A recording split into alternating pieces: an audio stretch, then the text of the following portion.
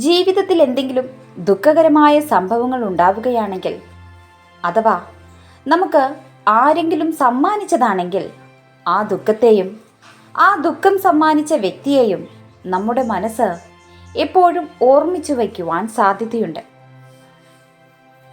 അതായത്, എപ്പോഴെങ്കിലും അവസരമൊത്തു വരികയാണെങ്കിൽ ഈ ദുഃഖത്തിന് പകരമായി മറ്റൊരു ദുഃഖം ആ വ്യക്തിക്ക് സമ്മാനിക്കുവാൻ വേണ്ടിയായിരിക്കും, അല്ലേ? തീർച്ചയായും നിങ്ങളുടെ ജീവിതത്തെ ദുഃഖത്തിലാഴ്ത്തിയ വ്യക്തിയോട് പ്രതിരോധമോ അല്ലെങ്കിൽ പിന്നീട് പ്രതികാരമോ തോന്നുന്നത് സ്വാഭാവികമാണ്.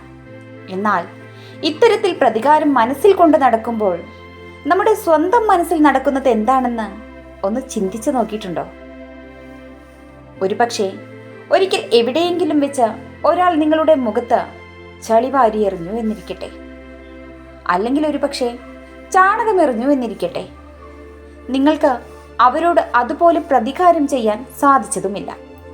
ആ വ്യക്തിയെ നിങ്ങൾ പിന്നീട് കാണുവാനോ സാധിച്ചിട്ടില്ല.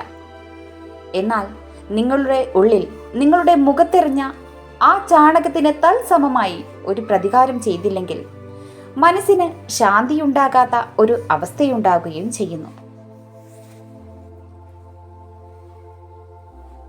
അങ്ങനെ ആ വ്യക്തിയെ ഇനി എവിടെയെങ്കിലും എന്നെങ്കിലും വെച്ച് കാണുകയാണെങ്കിൽ ആ വ്യക്തിയുടെ മുഖത്തും അത്ര തന്നെ ചാണകമെറിയുന്നതായി നിങ്ങൾ തീരുമാനമെടുക്കുകയും ചെയ്യുന്നു. എന്നാൽ ആ വ്യക്തിയെ നിങ്ങൾ എപ്പോഴെങ്കിലും കാണുമ്പോൾ ചാണകം കയ്യിലില്ലെങ്കിലോ അത് കാരണത്താൽ തന്നെ തൻ്റെ കയ്യിൽ എപ്പോഴും ചാണകമോ ചെളിയോ കൊണ്ടു നടക്കുകയാണ് ചെയ്യുന്നത്. വർഷങ്ങൾ അനവധി കഴിഞ്ഞ് ഒരിക്കൽ ആ വ്യക്തിയെ കാണുകയും ആ വ്യക്തിയുടെ മുഖത്ത് ചാണകം കൊണ്ടുള്ള പ്രഹരം ഏൽപ്പിക്കുകയും ചെയ്യുന്നു. നിങ്ങളുടെ പ്രതികാരവും തീരുന്നു.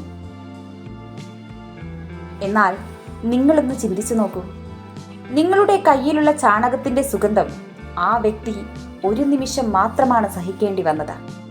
എന്നാൽ അത് കയ്യിൽ കൊണ്ടു നടന്ന വർഷങ്ങൾ അത്രയും ആ ദുർഗന്ധം സഹിച്ചു നടന്നതാരാണ്? നിങ്ങൾ തന്നെയാണ്. ഇതുപോലെ തന്നെയാണ് പ്രതികാരദാഹങ്ങളെല്ലാം പ്രവർത്തിക്കുന്നത്. ഒരു നിമിഷം കൊണ്ട് ആ പ്രതികാരം തീർക്കുന്ന മുഹൂർത്തം ഭാവിയിൽ എന്നെങ്കിലും വന്നേക്കാം.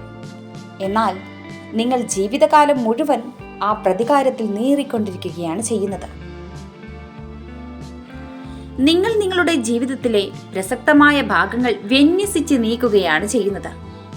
ആയതിനാൽ മനസ്സിൽ ആരോടും പ്രതികാരങ്ങൾ കൊണ്ടു നടക്കാതിരിക്കുക. സാധിക്കുമെങ്കിൽ അവരോട് ക്ഷമിക്കുകയും ചെയ്യുക. ഭാവിയിൽ സന്ദർഭം വരുമ്പോൾ ഒരുപക്ഷെ അവർക്ക് ലഭിക്കുവാനുള്ളത് ലഭിക്കുക തന്നെ ചെയ്യും. അവരോട് ക്ഷമിക്കുന്നത് നിങ്ങൾ അവരോട് ചെയ്യുന്ന ഔദാര്യമല്ല, അവരെ കരുതിക്കൊണ്ടുമല്ല. നിങ്ങളുടെ മനസ്സ് ദീർഘകാലം വ്യന്യസിക്കാതിരിക്കാനും നിങ്ങൾക്ക് പ്രതികാരത്തിൻ്റെ സുഗന്ധത്തിൽ നിന്നും മുക്തമാകുവാനും വേണ്ടിയാണിത്.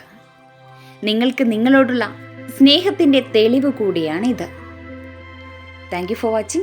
Please support and subscribe.